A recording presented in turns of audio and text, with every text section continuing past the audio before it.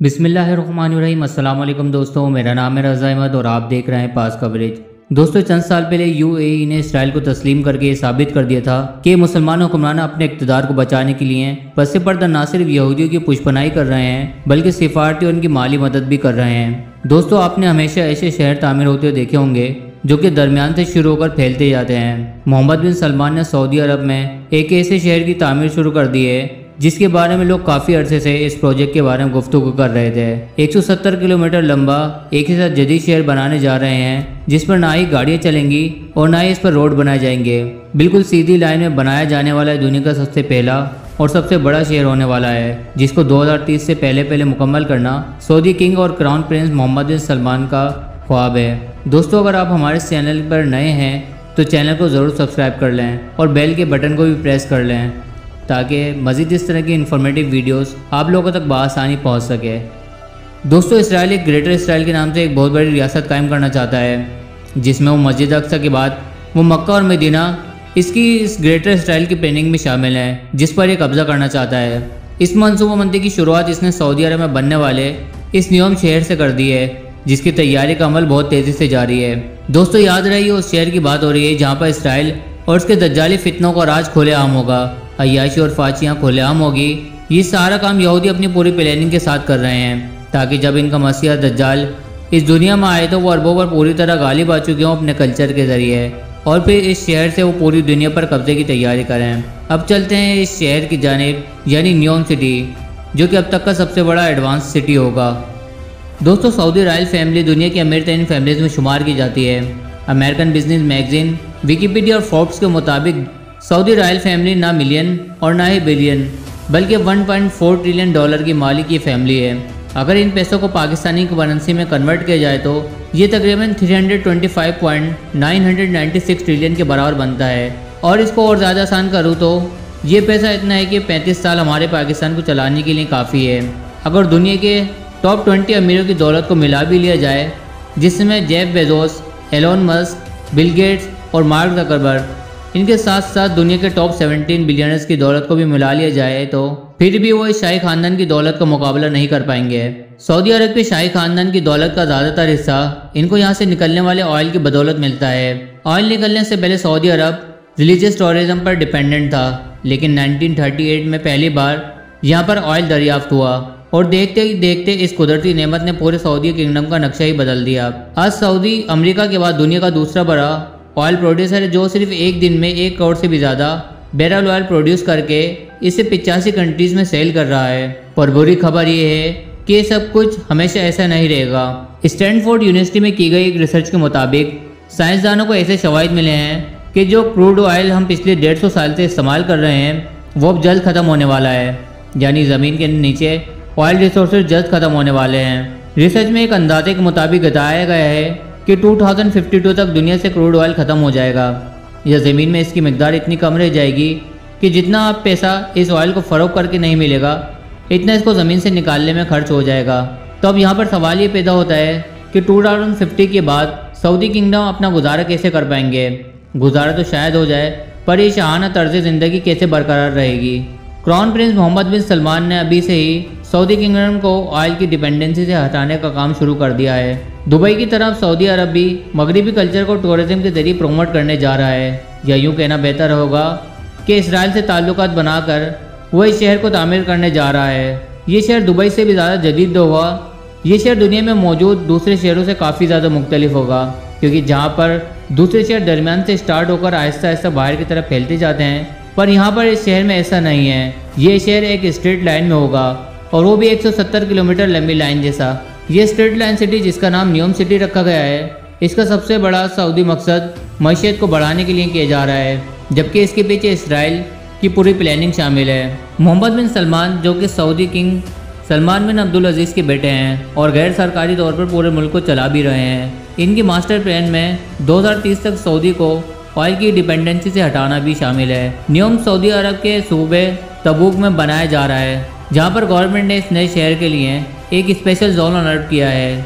इसका एक side gulf of Aqaba और दूसरा साइड रेड सी को लगेगा, जबकि इसके साइल से सिर्फ 5 किलोमीटर दूर एक इजिप्शियन सिटी शर्म अल शेख है, जो ऑलरेडी एक टूरिस्ट हॉट स्पॉट बन चुका है। दोनों मुल्कों के हुक्मरानों का मंसूबा है कि न्योम और शर्म अल शेख को एक ब्रिज के जरिए कनेक्ट किया जाएगा, जिससे दोनों मुल्कों को इससे सिर्फ टूरिज्म में फ़ायदा होगा, बल्कि दोनों के दरमियान इसराइल को बाईपास करके एक लैंड कनेक्शन भी बन जाएगा, जो सिर्फ बज़ाहिरी तौर पर दिखाया जा रहा है, जिसके पीछे ग्रेटर इसराइल की पूरी प्लानिंग शामिल है। सऊदी गवर्नमेंट की तरफ से न्योम का जो नक्शा प्लान किया गया है वो देखने में काफ़ी इंटरेस्टिंग है, पर ऐसा नहीं है। क्राउन प्रिंस का कहना है कि लायन सिटी के बेशुमार फ़ायदे हैं और ये दुनिया को नेक्स्ट लेवल तक ले जाने के लिए एक रोल मॉडल शहर होगा। ये शहर 3 लेवल्स पर बनी होगी, जिसमें ग्राउंड लेवल पर ना ही गाड़ियाँ चलेंगी और ना ही रोड बनाए जाएंगे, बल्कि ये लेवल नेचर से भरा होगा, जहाँ सिर्फ पैदल चलने वालों की जगह होगी।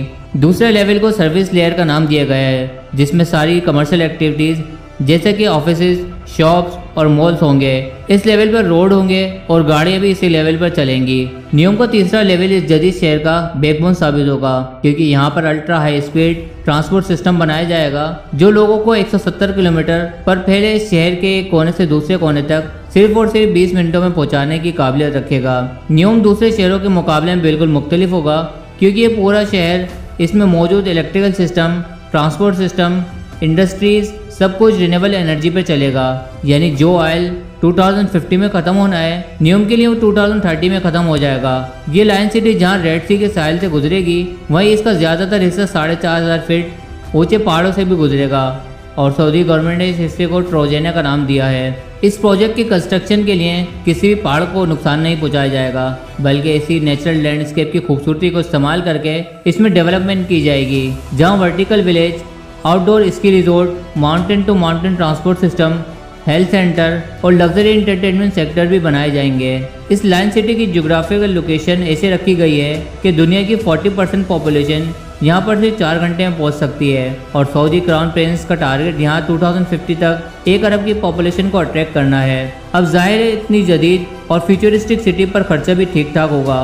सऊदी गवर्नमेंट ने न्यू प्रोजेक्ट के लिए $500 बिलियन का बजट एलोकेट किया है, और इस शहर की तामीर पर बड़ी तेज़ी से काम भी किया जा रहा है। और सबसे पहले तो यहाँ कुछ हो ना हो, 1000 एकड़ के रकबे पर पहले आलीशान रॉयल पैलेसेस बनाए गए हैं। प्राइवेट बीच फ्रंट पर बने और बीच रेगिस्तान में हरे भरे लॉन से घिरे हुए ये महलात सऊदी अरब के शाही खानदान की आरामगाह है, जिसमें जाहिर देखने वाला ये प्राइवेट गोल्फ क्लब और 2 प्राइवेट आइलैंड्स भी हैं। इस पूरे हिस्से को न्योम पैलेस का नाम दिया गया है, जहाँ पर 2 हेलीपैड भी मौजूद हैं। अब वापस चलते हैं न्योम सिटी प्रोजेक्ट की तरफ। न्योम सिटी के लिए एक रीजनल एयरपोर्ट भी बनाया गया है, जो कि 2019 से फुली ऑपरेशनल है, लेकिन फिलहाल ये यहाँ की कंस्ट्रक्शन टीम और दूसरे स्टाफ को सऊदी कैपिटल रियाद से न्योम तक लाने के लिए इस्तेमाल होता है। सऊदी हुक्मरान जहाँ इस प्रोजेक्ट को लेकर बहुत सीरियस हैं, वहीं इनको बहुत सारे चैलेंजेस का भी सामना है। इनकी तरफ से दावा किया जा रहा है कि न्योम सिटी 100% रिन्यूएबल एनर्जी पर चलेगी। अब बात करते हैं इस प्रोजेक्ट के एनर्जी सेक्टर की। इस फ्यूचर मेगा सिटी की इलेक्ट्रिसिटी डिमांड को पूरा करने के लिए 100% रिन्यूएबल सोर्सेज को इस्तेमाल किया जाएगा। सऊदी अरब की लोकेशन के हिसाब से यहाँ ज़्यादातर गर्मी रहती है और गर्म इलाकों में विंड कंडीशन ज़्यादा बेहतर होती है, इसीलिए विंड टर्बाइंस और सोलर की मदद से न्योम पर ऐसे प्लांट लगाए जाएंगे जो कि पानी और हवा को इलेक्ट्रोकेमिकल सेल्स के ज़रिए ग्रीन अमोनिया में कन्वर्ट करेंगे, जो कि एक बहुत इफेक्टिव फ्यूल है। नॉर्मल फ्यूल को जब बर्न किया जाता है तो इससे ऐसी गैसेस प्रोड्यूस होती हैं जो पॉल्यूशन का बायस बनती हैं, लेकिन ग्रीन अमोनिया या ग्रीन हाइड्रोजन 100% रिन्यूएबल एनर्जी से बनाया जाता है। इसी वजह से इसके बर्न होने पर नुकसानदेह गैसेस प्रोड्यूस नहीं होती। फॉसल फ्यूल की तरह ग्रीन अमोनिया को ट्रांसपोर्ट और स्टोर करना भी आसान होता है। अब दूसरा सवाल ये पैदा होता है कि पीने का फ्रेश वाटर जो भी फॉसल फ्यूल के ज़रिए समंदर के पानी को फिल्टर करके इकट्ठा किया जाता है, वो बगैर फ्यूल के कैसे मिलेगा? क्योंकि ये बात तो हम सबको मालूम है कि सऊदी अरेबिया में फ्रेश वाटर का कोई भी दरिया नहीं है। 1 अरब लोगों के लिए इलेक्ट्रिकल अप्लायंसेस 100% रिन्यूएबल एनर्जी पर ऑपरेट करने के लिए क्या कुछ करना पड़ेगा, और ग्रीन एनर्जी से चलने वाले अंडरग्राउंड हाई स्पीड ट्रेन्स इतने जल्दी कैसे तैयार हो पाएंगी? इन सब सवालों के जवाब बहुत आसान है। न्योम में फ्रेश वाटर जनरेट करने के लिए एक न्यू मेथड अप्लाई किया जाएगा। गिलास से बना एक बहुत बड़ा ग्लोब तैयार किया जा रहा है, जिसको समंदर के पानी से भरा जाएगा सोलर मिरर के जरिए। गिलास ग्लोब को गर्म किया जाएगा, और जब अंदर का पानी गर्म होकर स्टीम और वाटर वेपर में कन्वर्ट होगा तो इसको पाइप के जरिए बाहर निकाल लिया जाएगा। न्योम के वाटर के सीईओ का मानना है कि इस तरीके से हर रोज़ 5 करोड़ लीटर फ्रेश वाटर बनाया जा सकेगा। रिवर्स ऑस्मोसिस और डिसैलिनेशन जैसी मौजूदा टेक्नोलॉजी के जरिए फ्रेश वाटर बनाने की कॉस्ट जहां 1000 लीटर पर $1 बनती है, वहीं ये कॉस्ट $1 से 38 सेंट रह जाएगी। अब आ जाते हैं सबसे मेन यानी ultra high speed train service, जो कि दुनिया में पहली बार प्रैक्टिकली नियम में इस्तेमाल होगी। ये high speed train 482 kilometre our से ट्रेवल करके सिर्फ 30 मिनटों के अंदर अंदर लायन सिटी के एक कोने से दूसरे कोने तक पहुंचा सकेगी। ये ट्रेन जिस टनल में चलेगी वहां पर हैवी मैग्नेट्स लगे होंगे जो ग्रीन इलेक्ट्रिसिटी की मदद से ट्रेन को पुश या स्टॉप कर सकेंगे। साथ ही साथ ट्रेन स्टार्ट में तो व्हील पर चलेगी, लेकिन इसकी रफ्तार तेज होने के बाद इसके व्हील जमीन से 4 इंच ऊपर उठ जाएंगे और मैग्नेट की फोर्स पर तैरती हुई ट्रेन सेम इलेक्ट्रिसिटी कंजप्शन में ज्यादा तेजी से चल सकेगी। इस शहर का डिजाइन बिल्कुल स्ट्रेट लाइन भी इसी वजह से रखा गया है ताकि अल्ट्रा हाई स्पीड ट्रेन को सफर के दौरान टर्न्स की वजह से इसकी रफ्तार में कोई कमी ना आए। कई एक्सपर्ट्स का मानना है कि इस फ्यूचरिस्टिक सिटी को और इसमें इस्तेमाल होने वाली टेक्नोलॉजी को 2030 तक बनाना पॉसिबल नहीं है, लेकिन सऊदी क्राउन प्रिंस इस प्रोजेक्ट को लेकर बहुत सीरियस हैं। इस न्यू प्रोजेक्ट पे की जाने वाली मेहनत से एक बात तो क्लियर है कि सऊदी किंग वेस्टर्न कल्चर को प्रमोट करने की भरपूर कोशिश भी कर रहे हैं और ये सब कुछ इसराइल की तरफ से पूरी प्लानिंग के साथ किया जा रहा है।